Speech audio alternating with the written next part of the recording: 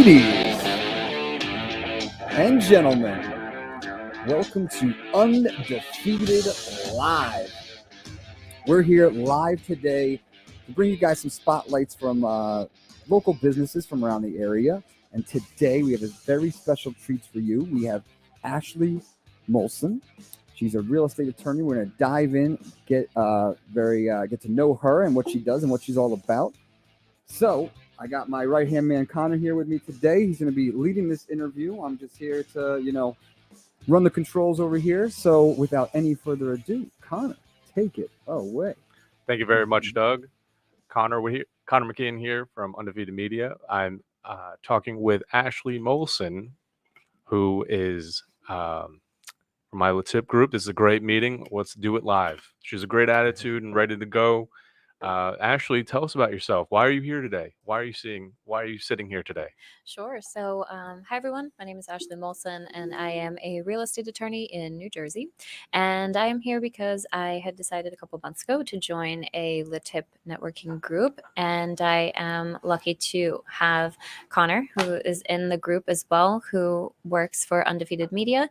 And it's nice. We've been assigned the opportunity to see each other and be in person. And since social media is a huge part of my life and recording and educating, I really couldn't wait to be here. And he asked me if I wanted to record something, and I said yes. So here we are. Yes, you said right away. Yes. So we are live. We want to remind you that you can add a question, comment, concern in the comments section, and we can answer it live with you today. So what is a real estate attorney?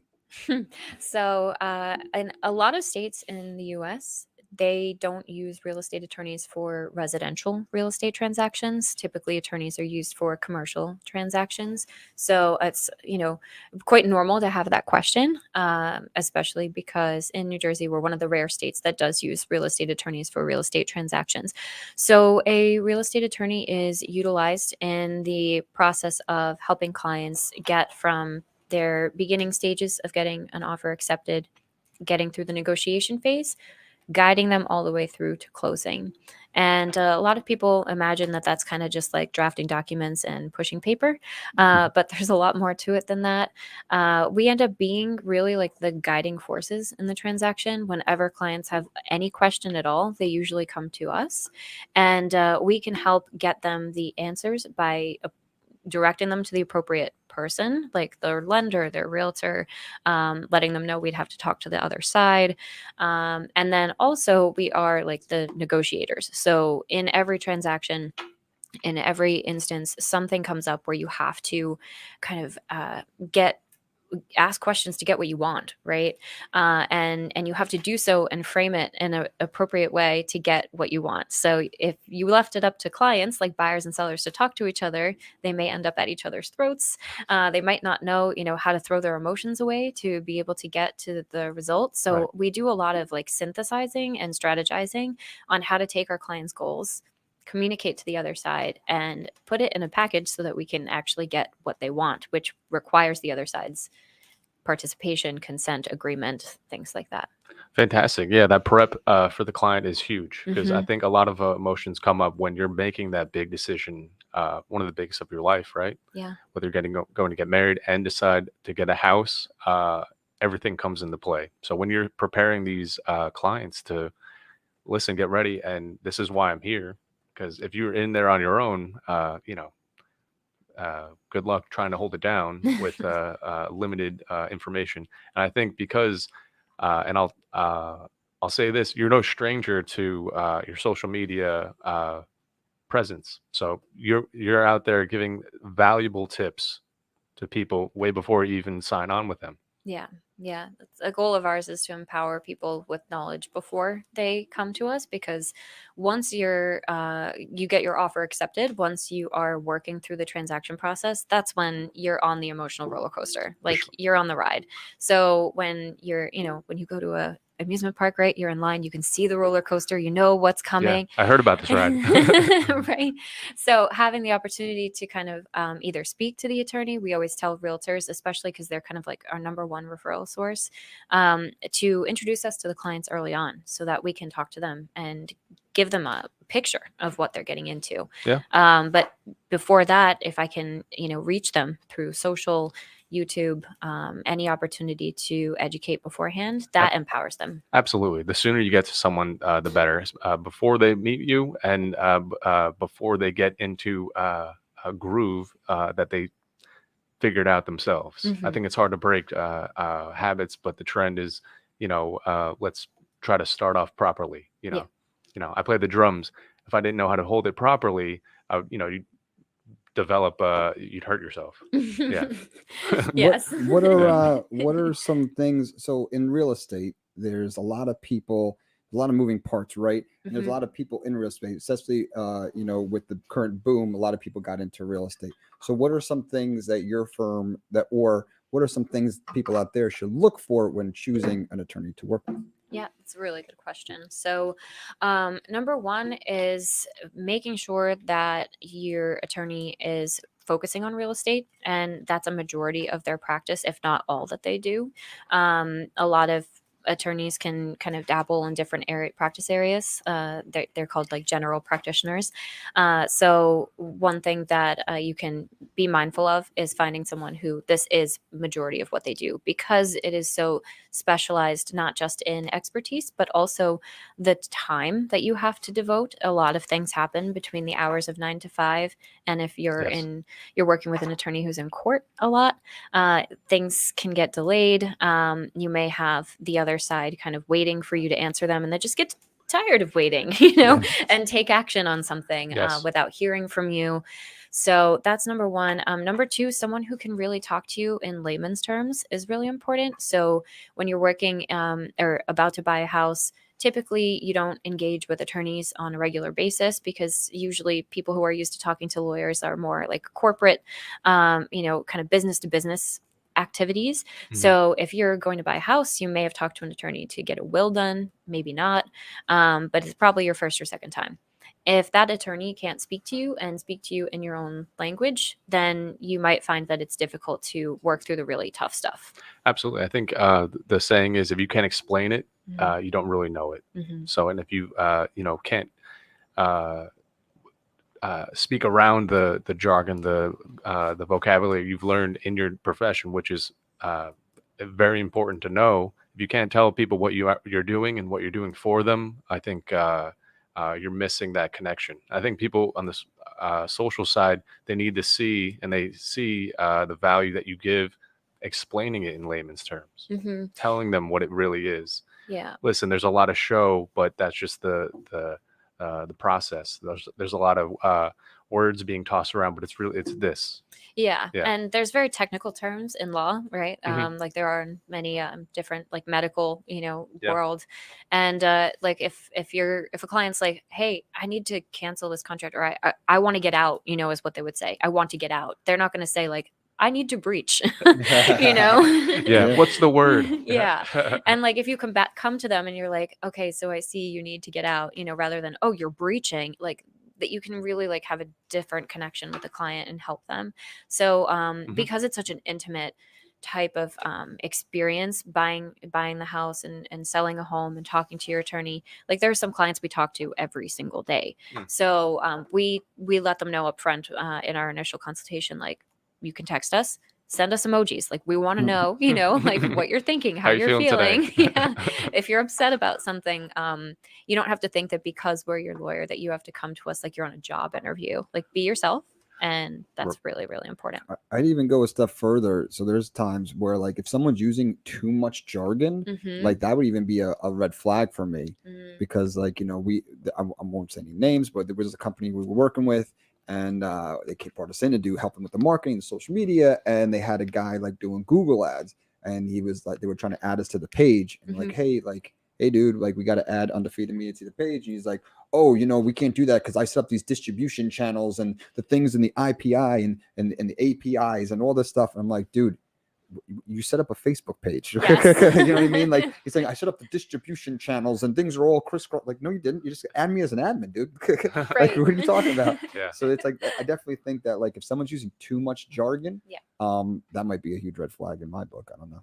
Well, it's one of those, a lot of big words that cover up whatever the intention is. But I think, using the words improperly, if they say breach, I think someone who doesn't know it is like, what did I do? Yeah, it sounds scary. Yeah. And it really removes the opportunity to have that deeper like conversation to get really into, like, you have to know, sometimes for the attorney it's really important to find out, like, where is this coming from, first of all? For Like, sure, yeah. okay, you want to get out, but let's take a couple steps back and find out what happened. Yeah, What why? made you feel this way?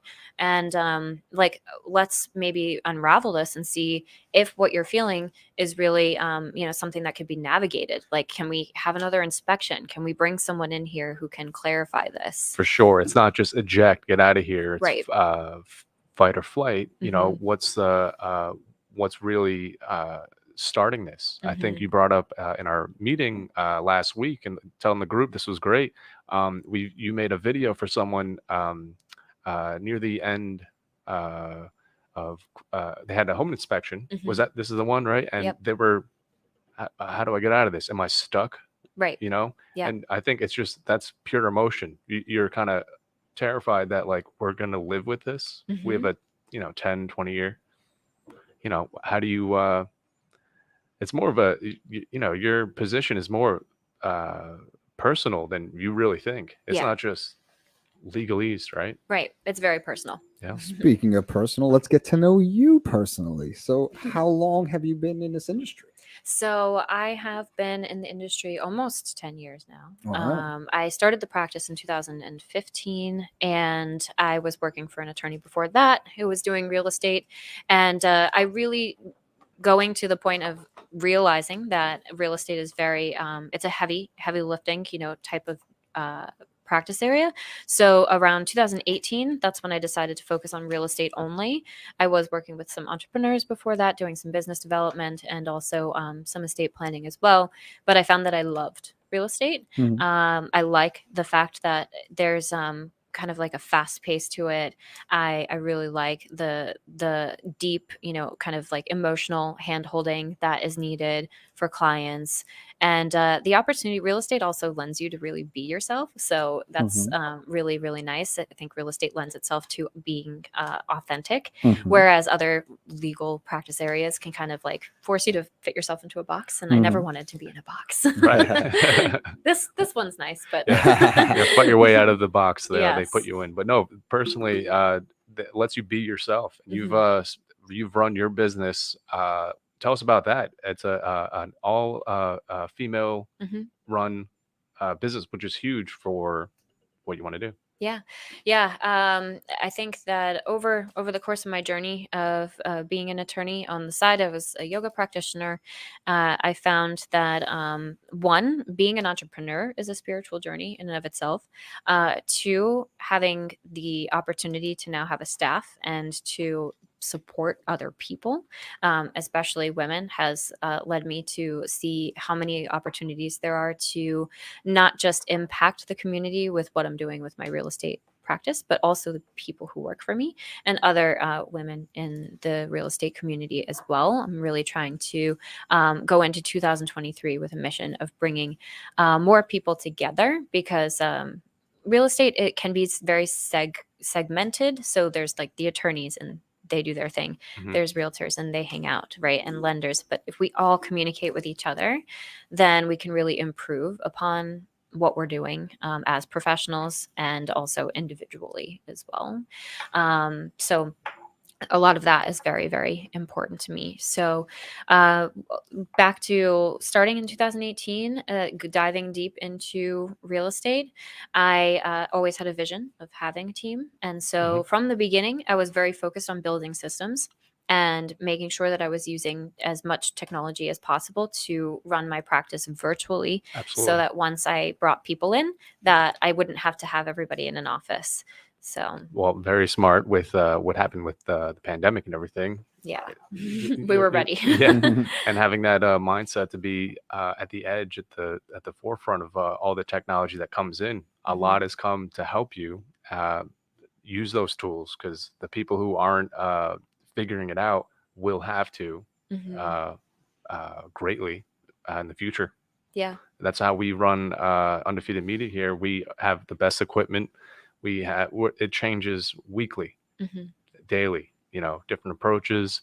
And the more we are current with things, the better we work, the better our clients look, better things get done.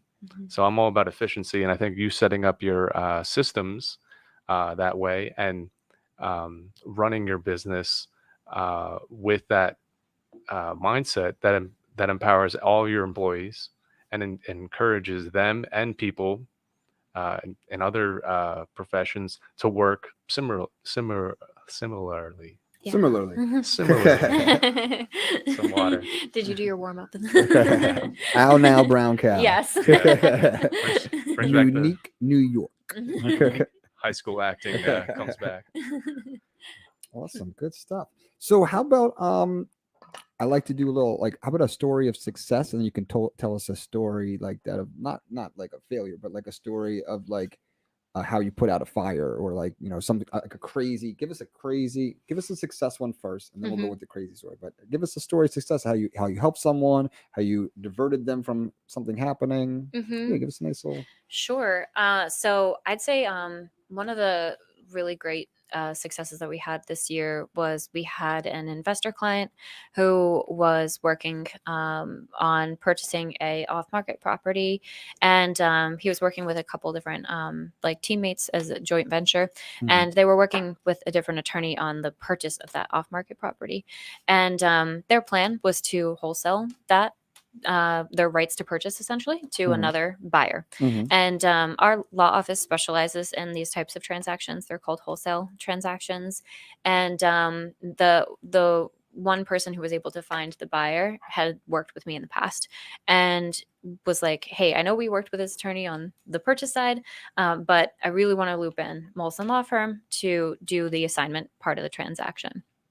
And there was a lot of, I guess, just not a lot of love coming from the attorney who was working on the purchase side towards the way that he was handling the transaction. And I think had I not been brought in, there would have been a lot of balls dropped that would have prevented my clients from being able to successfully close that transaction.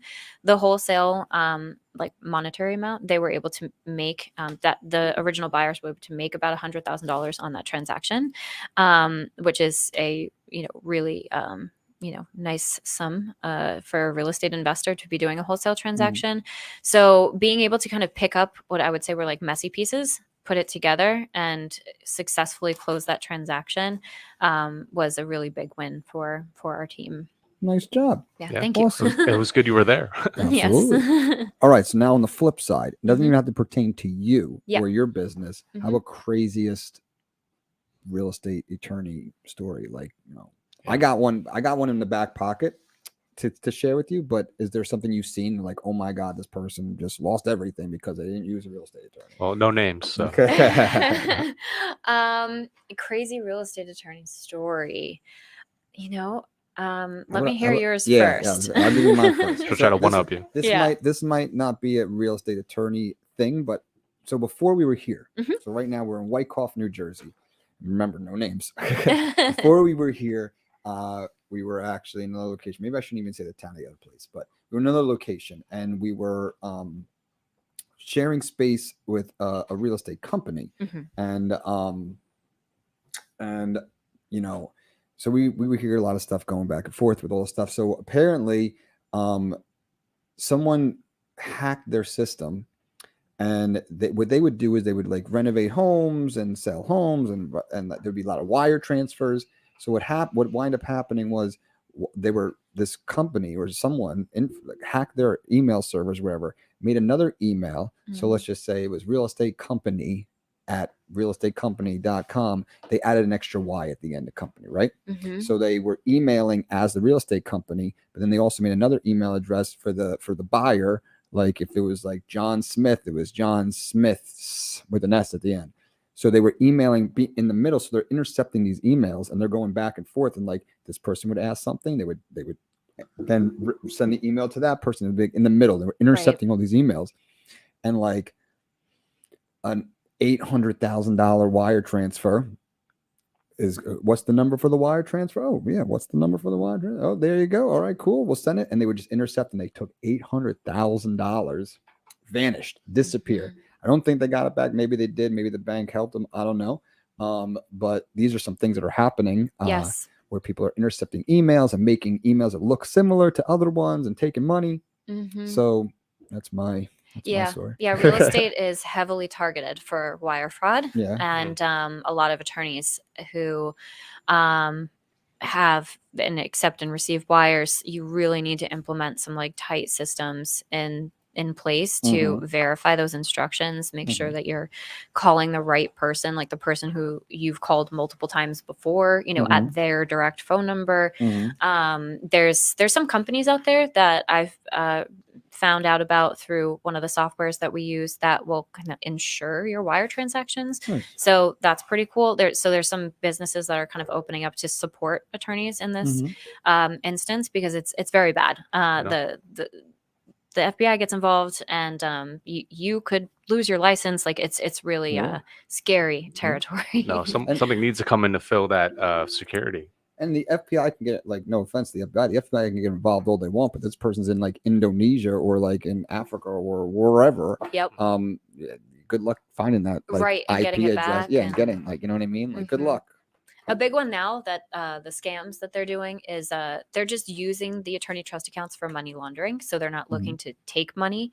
But we probably like once a week get an email from, hi, I'm like Robert Smith and I'm looking to buy some oil rig equipment and I need to retain you. Send me your retainer. Send me your wire instructions. They're very detailed. Yeah. And so I've like trained my staff, like when you see an email that's like not like, hi, my name is like Mary and I think I need a lawyer. Like that's a real person, Yeah.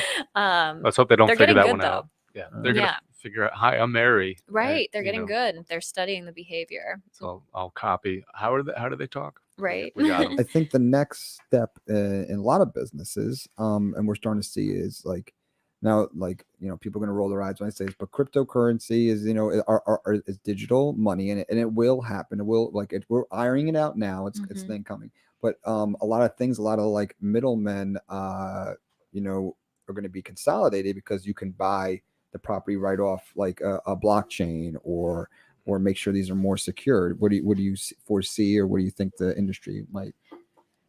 So what I think is pretty cool would be if deeds end up, like the actual like registrations of the properties have like blockchain attached to it.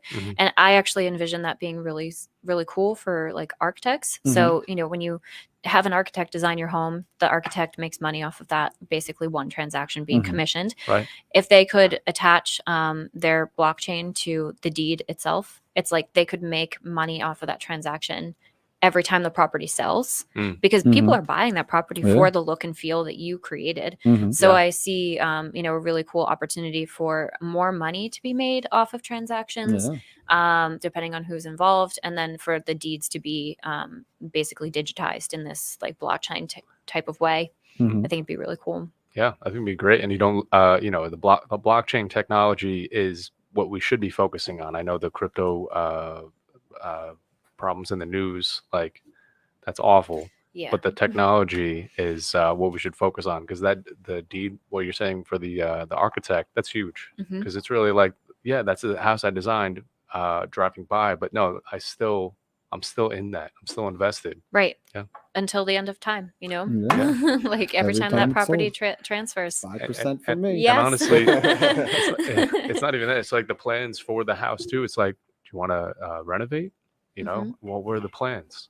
If everything's sourced from that one point of reference, that's huge for everybody involved. I mean, the amount of detail and design that goes into that, you're not resetting up every time. Right. It Which gives is you the huge. opportunity to basically like have passive income, and for architects, Yeah. but it'll make things more expensive. So I guess the way that money is spent it'll figure itself out, right? The market will figure itself out at some point. But I think that there's going to be a lot of opportunity for small change to be made on every transaction itself from different service providers, different vendors, and then that will go into the whole like home purchase price, you know. Right.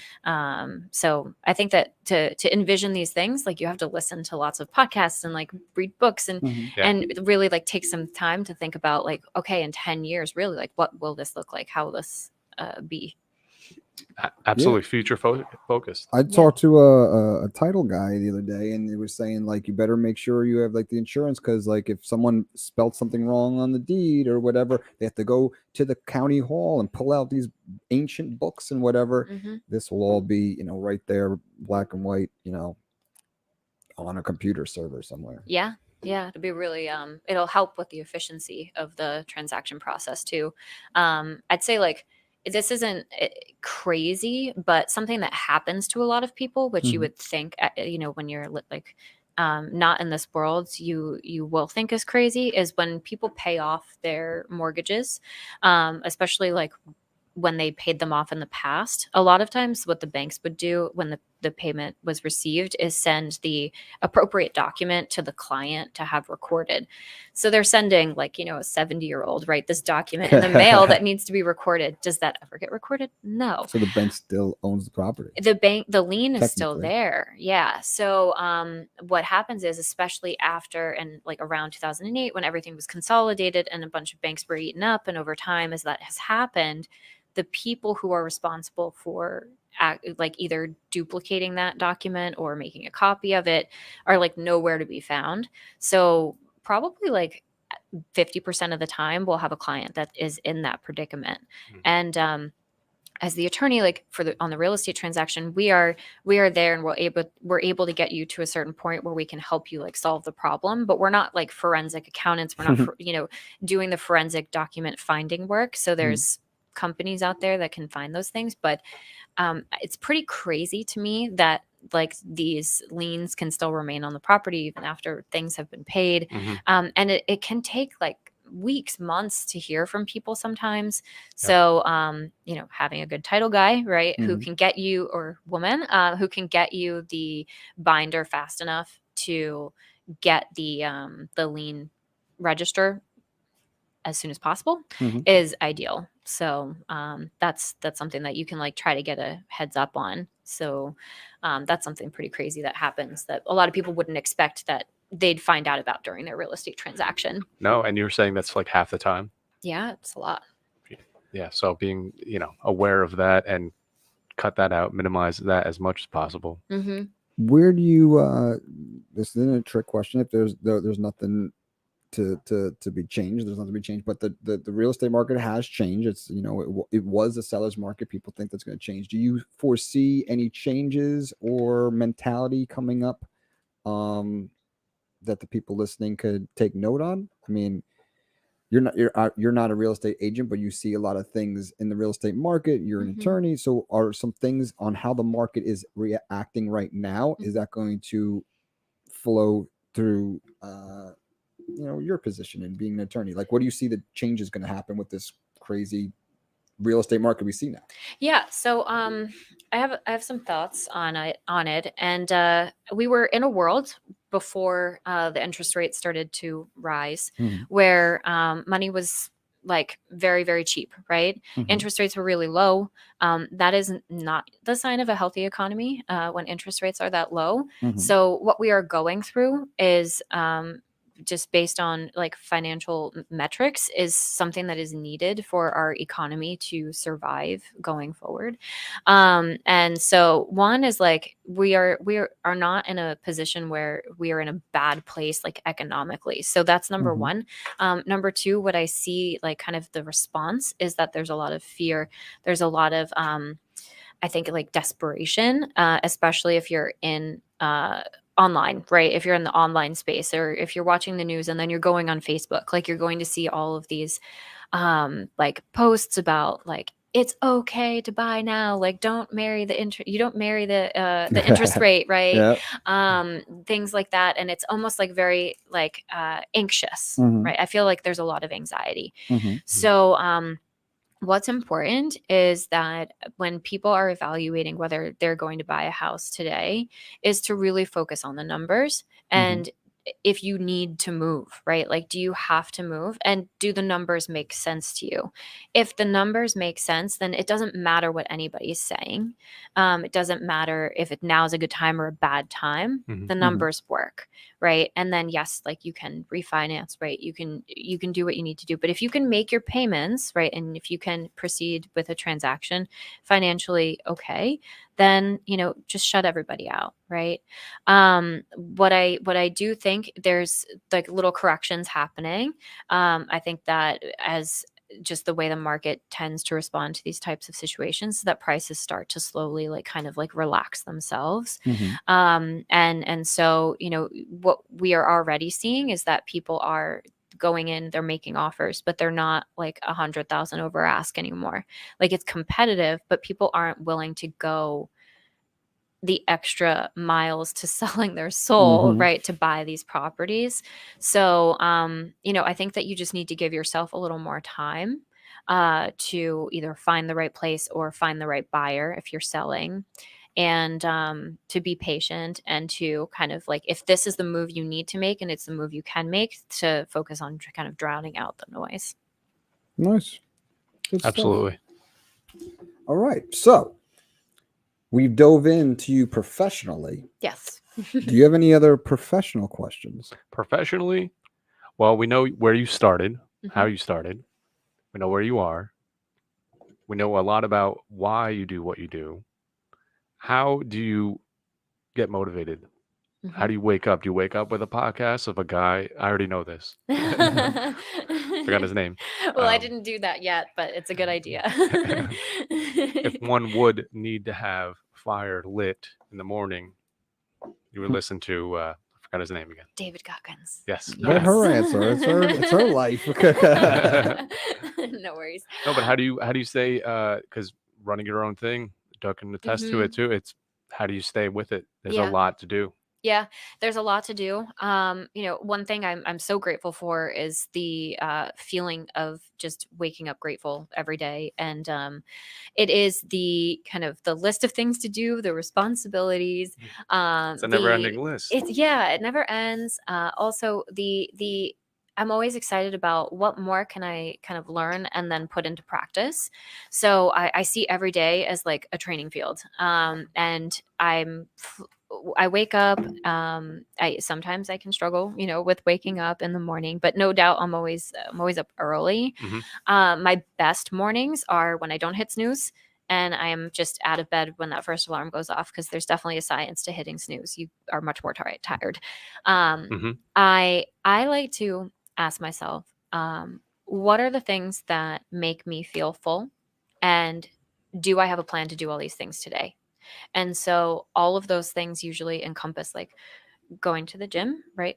Being active, listening to some type of podcast or education, an audiobook, making sure that I am getting my to-do list done, putting into practice things that I'm learning. And I'm, also then spending some quality time with like my family, my loved ones, and eating healthy, right? Very true. And every day I get the opportunity to wake up and see if I can do all of that. Right. And it excites me. That's great. Yeah. That's a great answer. We all want to do these things. And I think the goal is a game to get going and try to accomplish that. It's so easy to hit snooze. I'm very guilty of that. Yeah. But I can tell that if you start off the right way, there's only a way to surprise yourself and improve and put into play the things you are learning and want to stay doing. So Don't hit get the snooze. habit. Yeah, don't hit snooze. So there's a That's book. really There's a whole it. book. Yeah. If you get up when the alarm clock goes off, if you actually get up within 5 minutes, like you have so much more energy in your brain, like is wired differently. I also saw somewhere, I don't know if this is true, but if you get up and drink coffee right when you wake up, the caffeine or whatever attaches itself to these peptides or whatever the scientific name of like the tired chromosome. Yep. and it attaches to it and it leaves it in that spot, so you have a huge crash. But if you wait 90 minutes for those things to clear and like get the juices flowing, and then you have your coffee, you won't crash. Apparently, it's science, Wow. but I don't know. So there's your tip for the day. Gotta keep in mind. Yeah. Real estate law and science. Exactly. That's what we're doing here today. Yes. So we covered a lot professionally. Let's get to know you, personally, and let's get away from work, because people have to have lives outside of work as well. Yes. So let's do like a little bit of a speed round. Okay. And we'll just do some rapid fire questions, and there's no right answer, and we'll hit the ground running. Brandon, you know how to put the ticker on? It's not a big deal. We don't need the ticker. I can't do it from here. I'm not connected. All right. We won't need the ticker. All right. So, how about favorite food? Vegan food. Is there a favorite one? Indian. Indian food. All right. Cool. Favorite color? Are you a vegan? Yes. I mean, How hard? I would like to know. I would like to know, how hard is it to live that vegan lifestyle? It's not. Good It's not at answer. all. Because I bought vegan flaxseed oil, Nice. so that's a nice step, right? Yeah. Okay. I've done it. And I do feel great. Did you ever see the movie Game Changers? Mm-hmm. So that was one of the components of doing it. Yeah. So yeah, it's got to keep with it. But for me, it was It can be challenging. challenging. Yeah. Yeah. I'm always on the run, and I'm running and gunning and grabbing things, and like the way I eat like is terrible. Like there's days where I don't eat all day, Yeah. and I'll have like one meal at dinner time and just You're eat up. starving. Yeah. Yeah. Like whatever's there. Yeah, so whatever works for you. This is not that's our Well, disclaimer. Well, I think it's be conscious of prepping, like make it easy to eat healthy. Like Yeah. snacks are easy because they're just a pre-made thing, right? So if you made like, all right, carrots are right there, okay. Fine. Speed round. So this is a speed round. We won't divert. Favorite color? Purple. Nice. Favorite TV show? I don't know. Favorite movie? Don't really have a favorite movie. How Actually, about a Dune. documentary? Dune. Yeah. Oh, I watched that. It was good. The new one? I've watched it so many times. Oh, Nice. wow. It's so all right, good. All right. Okay. The books are better, but the movie's great. Nice. Favorite book? Also Also Dune. Dune, but also well, I can't. No, there's too many good books, and I can't go into my Rolodex of memory of books right now. There's lots of good ones. Nice. You might not have seen this. You ever heard of Ted Lasso? I've heard of, Okay. but I don't know why. Great show, inspirational. Mhm.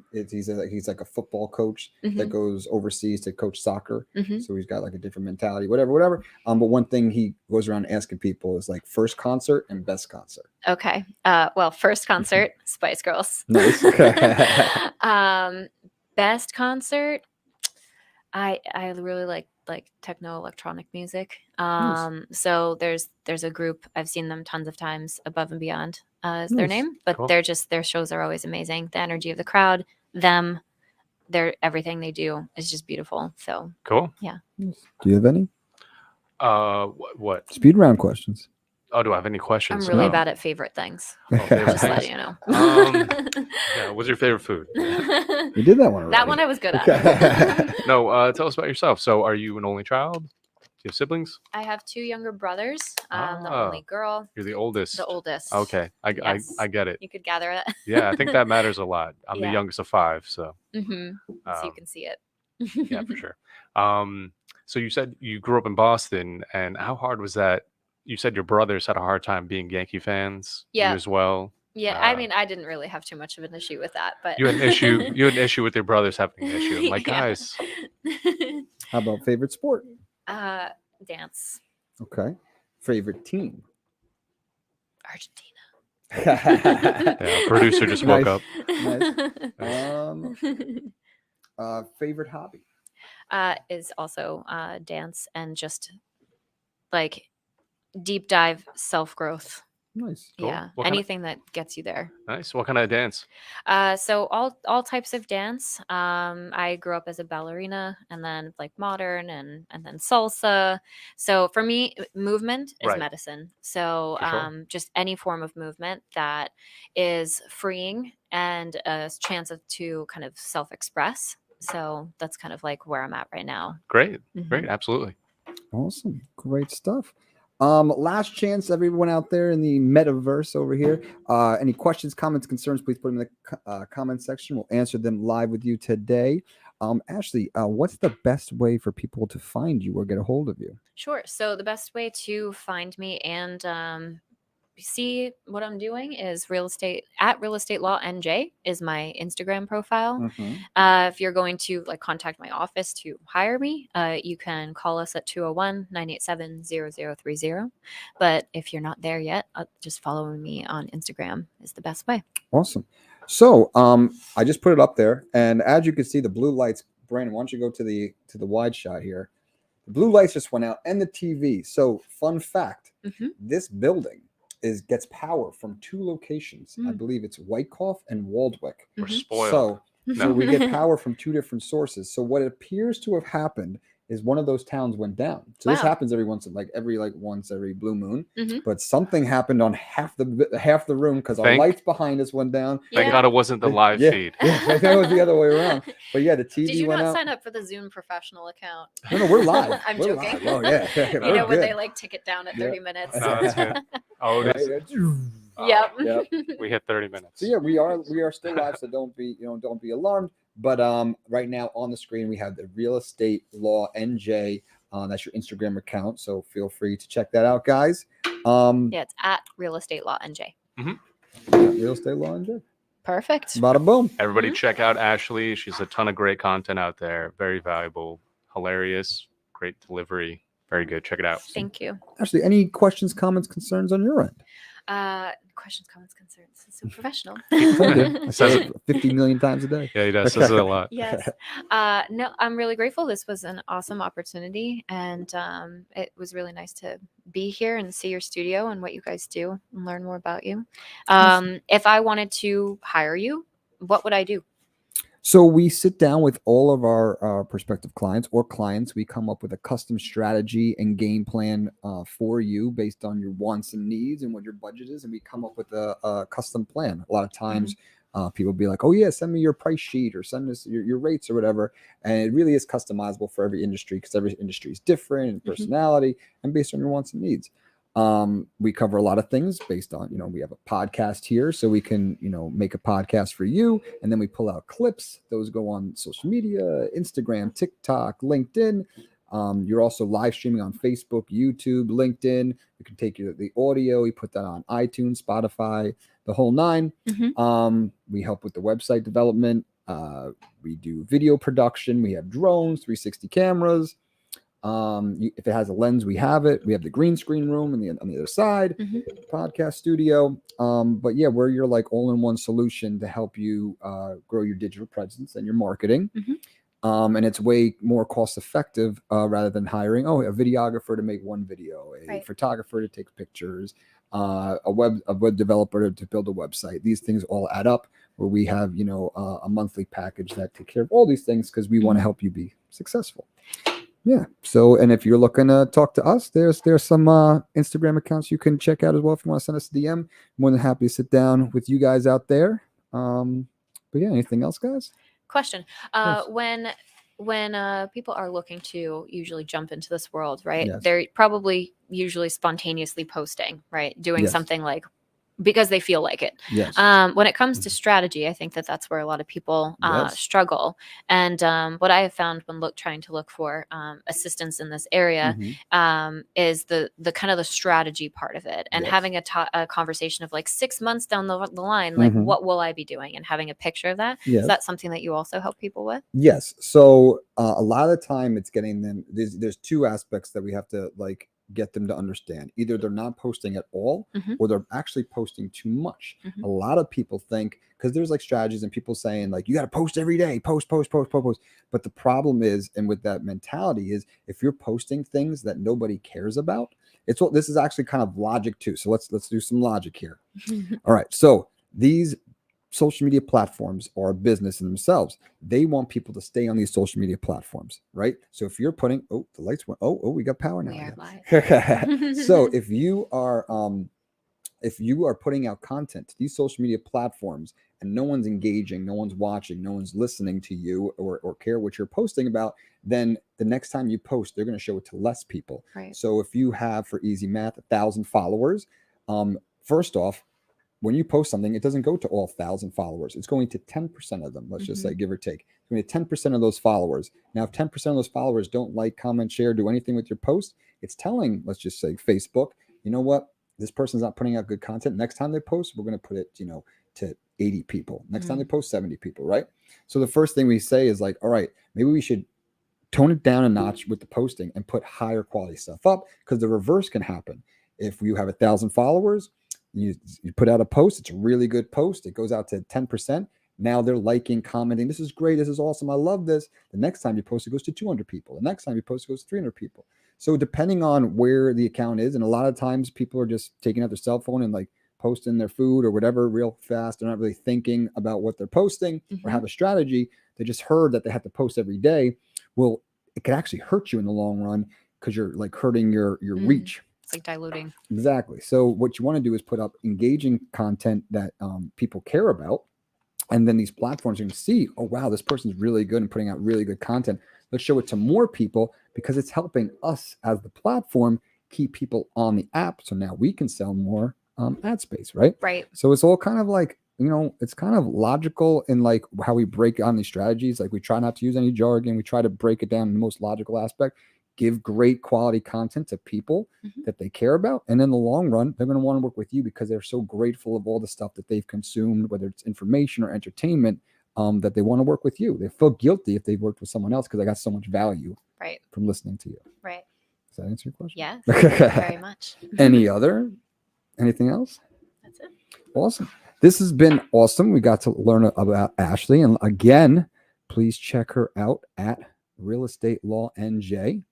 I'm sure she'll answer any questions or comments or concerns that you may have. But it's been great here having her live. Anything else, Colin? No, it's been great, Ashley. Great. Thank you for coming into the studio, seeing what we do, coming on live with us. You were like, let's go. We brought up the idea to you. You're like, I do this. Let's go. Let's do it. No, thank you again. Thank you too. Well, thank you guys for watching, and we'll see you next time on Undefeated Live.